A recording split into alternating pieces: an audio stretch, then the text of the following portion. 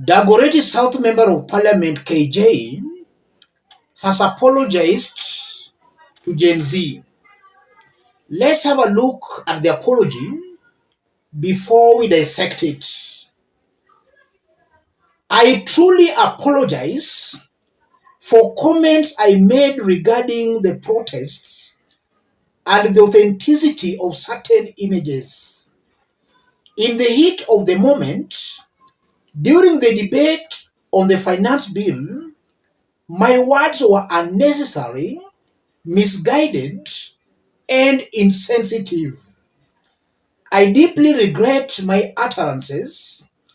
After reflection and also understanding the anger and frustration that exists in our nation, anger that stems from decades of many unresolved but very pertinent and potent national issues.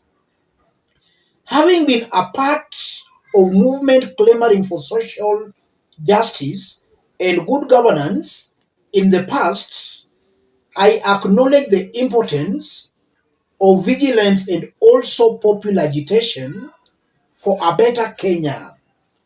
I appreciate and celebrate the courage and creativity shown by the younger generation in advocating for change through innovative channels and platforms, including social media and other emerging technologies. I am sincerely sorry for any provocation, hurt, or affront that my words may have caused. I have definitely learned a lot from this and also from all the active listening I have done since. Sincerely, John KJ Kiarie. Thus, the MP just a few days ago was saying that the photos we are seeing of the Gen Zs demonstrating were fake. He said that those photos were fake and edited, and that those who were demonstrating knew nothing at all to do with the finance bill. He's now apologizing. I want us to put all this into perspective in case you are watching us but you have not yet subscribed. Subscribe, give the video a like. Let's proceed. Let me start by saying this: that apology is not sincere. It's not a sincere apology.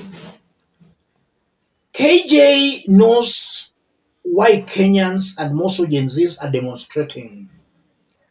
They are demonstrating because of the Finance Bill 2024. They are also demonstrating because William Ruto has misruled Kenya in the under 2 years he has been the president. So these Gen Zs are not only demonstrating because of the finance bill, but they are also demonstrating largely because Ruto has failed to deliver. The finance bill, in my honest opinion, has just been but a trigger. Kenyans have been suffering in silence, but the finance bill 2024 just triggered the demonstrations. As long as KG is not saying he's going to reject that bill tomorrow, that apology should not be taken seriously. He must tell Kenyans that tomorrow he will vote against that bill. That should be the first thing. And then the second thing, he should also disassociate from supporting Ruto. He must stop supporting Ruto's government, because this is a government that has clearly persecuted Kenyans in the about 2 years of its existence. So the member of parliament, for his apology to be taken seriously, he has to stop supporting the finance bill and he has to stop supporting Ruto. If he can do that, then maybe that apology can be taken seriously. The question now, why is he apologizing now? While just a few days ago he was talking shit. He's apologizing because the ground is becoming hostile. He's feeling it. Just the other day, about a few days ago, he was heckled and badly chased away from some event. So he's feeling it. And even today, we are being informed that the Dagoretti South residents stormed his office. So he's feeling the heat. And that's the way to go. If Kenyans are serious, they want to liberate themselves from William Ruto's slavery, they must start with these elected leaders. These ones are the ones helping Ruto in oppressing Kenyans. And we just saw what they did in parliament. And they did that knowing fully well Kenyans were against that bill. These ones are the ones helping Ruto. So Kenyans are on the right trajectory, making life very hard for these members of parliament. The end game here is that some of them will abandon Ruto, some of them will go silent.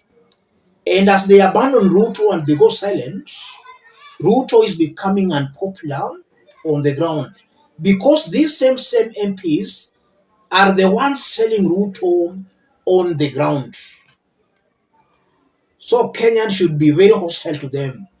And I've always maintained here that as Kenyans are rejecting Ruto, they should also reject these leaders. Whether the leader has delivered on the ground or not, as long as that leader is supporting Ruto, whether an MP, MCA, governor, senator, that leader has to be rejected. There are so many good leaders who have not yet been given the opportunity to lead. So one individual supporting Ruto, that has to be rejected. He has to be replaced. Dagoretti South residents should and must do the necessary. They should start collecting signatures to recall this one. This one is a rogue one. Let me stop it there, ladies and gentlemen.